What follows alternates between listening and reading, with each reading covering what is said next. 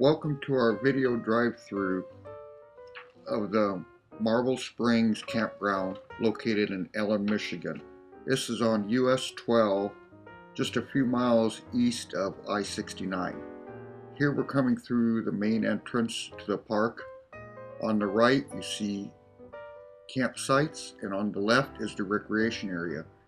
The campsites you see just on the right here are some of the smaller sites would be ideal for pop-ups or small trailers.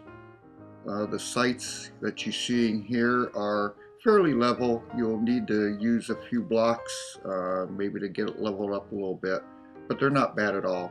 On the right there, that fifth wheel trailer, that's where I was parked. That site had a cement pad on it. There are only a few sites that have cement pads. Most of them are grassy sites.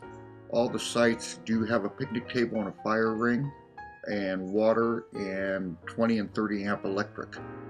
As you can see, the roads are dirt roads. They're fairly smooth, a little bumpy, but there's nothing that should cause any problems for a trailer or motor home. And the sites are big enough for a motor home, so no matter what size rig you have, you should have plenty of room here. Out on the end there's a big grassy area. Further down is a fishing pond, nice little fishing pond for the kids to fish at. We're going to come up the center road here. Ahead there you see a couple long-term campers. We come up here, you see pine trees on your left-hand side. Those sites on the left-hand side are pretty shaded. The ones on the right-hand side are fairly open. As you see, there's again my fifth wheel trailer, that first one we're coming up to. The sites are real long. I mean, that site there is probably 60, 70 foot long, and I would guess it's about 35 foot wide, so there are plenty of larger sites available. There's a lot of recreation activities here. There's a swimming pool, there's a couple campgrounds, there's basketball courts, volleyball courts. It's a nice place for the kids to be.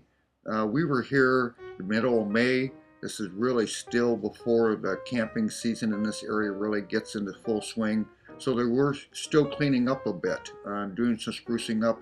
The bathrooms out in the campground were closed. They were painting and refurbishing them a little bit. But with the weather we've had this spring, it's been really cold and damp. I can understand why they're a little bit behind here. You can see the pool and the main bathroom over on your right. Here's another playground for the kids.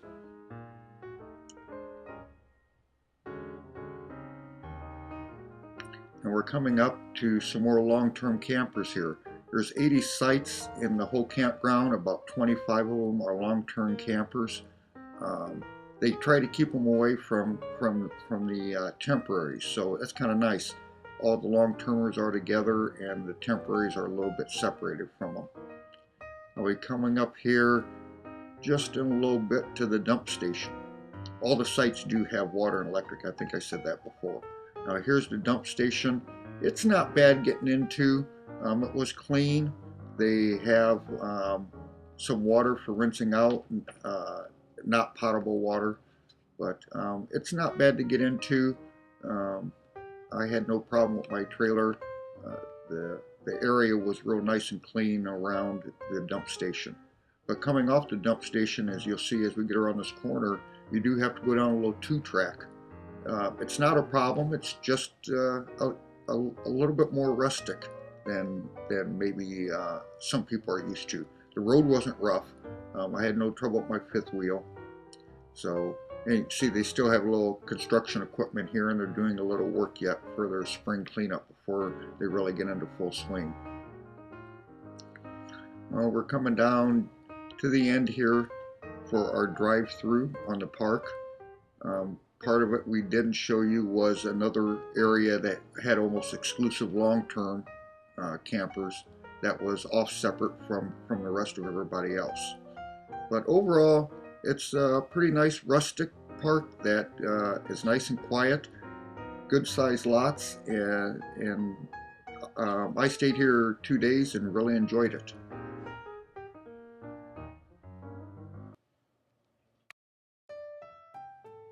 Here's a swimming hole that they have. It's a natural swimming hole. Um, Nice and clean, nice sandy beach. Interesting part of that was they had like a skimmer system. These are all spring fed. So they flow out, and it has like a built-in natural skimmer where it takes the stuff off the top of the lake. A playground area right next to it with some swings, a little merry-go-round, some group meeting areas. So this is just one, as you can see, here's a covered area for picnics and that type of thing. So this is just one little recreation area that is within the park. This second area has some basketball courts in it. You can see some more playground equipment. There are the bathrooms for the campers. That was closed as they were cleaning and painting. And we'll come around here. There's a bridge going over the stream. There's streams and ponds all over the park. Back in that area back there, you see there's a basketball court and a volleyball court. There's some long-term campers there that are a little bit separated from everybody else. And there's another pavilion with a built-in fireplace and some more fire pits.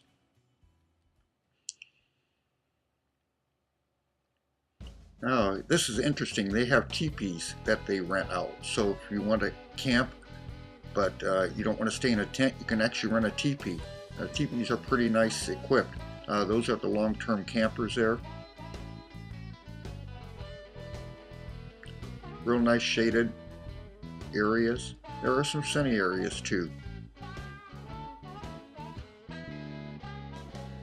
There's a stream right over there.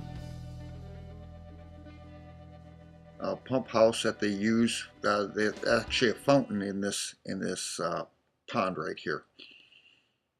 And this shows the pool, which was not open yet. That opens Memorial Weekend. The main bathrooms and the main office is over there. That's the park host. And another playground area. You can see the long-term campers that we showed it in our drive-through. That's actually the cover for the pond that normally wouldn't be there. There's US 12. You can see the cars going down the road there. And we're back to the pool.